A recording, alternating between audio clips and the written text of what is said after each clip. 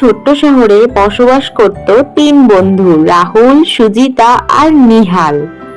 বন্ধু, কেমন দিনকাল যাচ্ছে তোদের?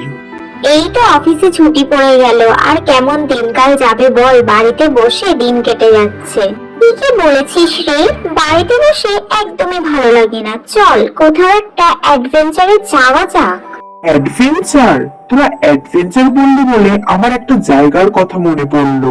তোরা কি জানিস সেই রহস্যময় জঙ্গলের কথা, যে জঙ্গলে কেউ গেলে নাকি ফিরে আসতে পারে না? আর জানিস ওই জঙ্গলে নাকি গুপ্তধনও আছে।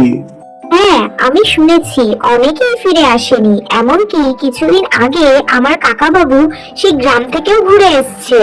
এই তো ভালো কথা, তাহলে আমাদের বড় কিছু একটা অ্যাডভেঞ্চার করতে গেলে সেখানে তো যেতেই হবে। আমাদের সবাইকে ঠিক ওই জঙ্গলের গভীরে যেতে হবে, যেখানে সেই গুপ্তধন লুকানো আছে।